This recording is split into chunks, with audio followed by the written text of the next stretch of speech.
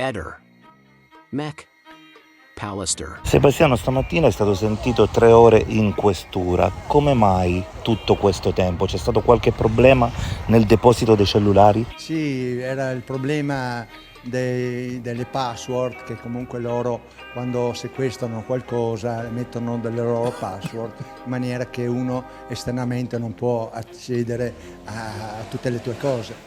Sembrerebbe che quella mattina, rispetto alle altre mattine, il consumo energetico del magazzino di via Donadoni non è stato coerente col lavoro che lei ha svolto. È possibile? Il procedimento di affilatura è abbastanza complesso. Si tratta grosso modo di 6-7 passaggi che il coltello avviene nelle mie mani. All'inizio viene la fresatura, cioè la filatura della lama. Questo macchinario, io per affilare un coltello ci metto 5-10 secondi perché ci sono dei nastri abrasivi molto potenti che affilano molto bene. E allora, diciamo, per fare tutto il mio set del giorno, i cambi che ho fatto, normalmente solo per affilare ci vogliono circa 20 minuti, mezz'ora, ecco, diciamo. Tutto il resto è manuale, devi preparare i coltelli dai piccoli, cominci dai piccoli, sempre più grandi, fino all'ultimo, penso mezz'oretta, forse meno. Io ti dico quello che faccio io. Di conseguenza poi i vari passaggi di ogni coltello avviene in varie cose. Bisogna comunque poi lavarli, spruzzargli il detersivo, è molto veloce. Se hai qualche coltello impegnativo, qualche coltello magari rotto oppure spuntato oppure caduto, una cosa, perdi più tempo, però tendenzialmente questi sono i tempi. Capiamo bene il suo lavoro, però il problema starebbe nel fatto che quel giorno i consumi non sono quelli di tutte le altre mattine in cui lei in quel posto ha fatto questo stesso lavoro. Quindi quel giorno ci sarebbe un qualcosa di diverso. E come mai, altra anomalia del 14 dicembre, il suo telefono quella mattina risulterà per ben 3 ore spento?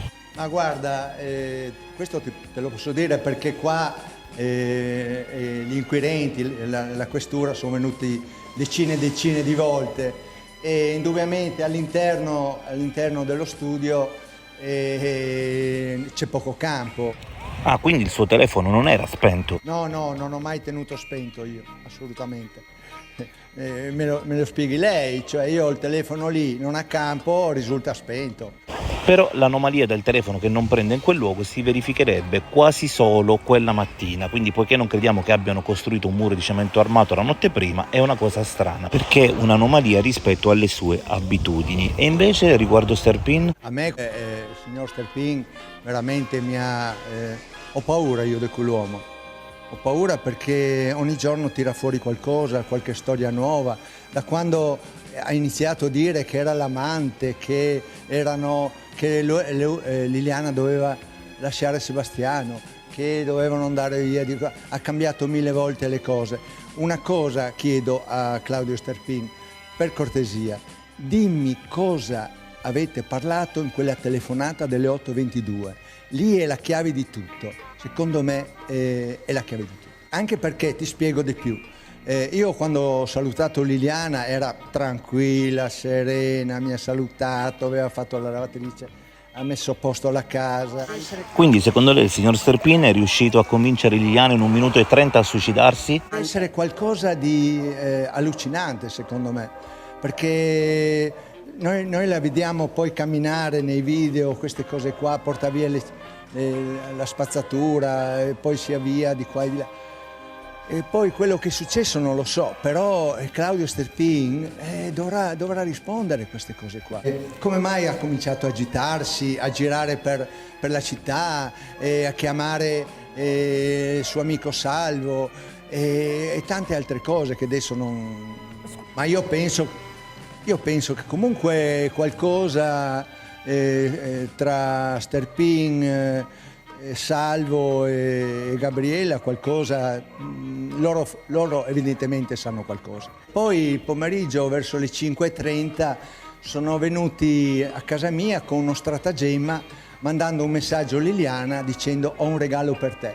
Di conseguenza poi io telefono col telefono di Liliana che avevo scoperto essere lì e gli dico Gabriela, Liliana non è a casa. Allora scendiamo e sono scesi.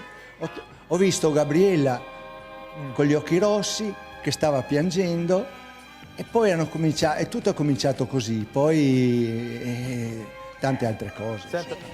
È stato adesso tirato in ballo anche suo figlio Pier Giorgio. Quello che mi disturba un pochino è che vogliono prelevare il DNA anche a mio figlio. Questo non lo so, non mi va proprio, guarda, Liliana e mio figlio penso che erano 2 o 3 anni che non si vedevano, anche perché mio figlio è come me, uno che gira, che va di qua, va di là, ha la sua vita, come ce l'avevamo io e Liliana. Bisogna chiedere a chi l'ha messo in causa, non lo so. Ehi, non dimenticare di iscriverti a questo canale.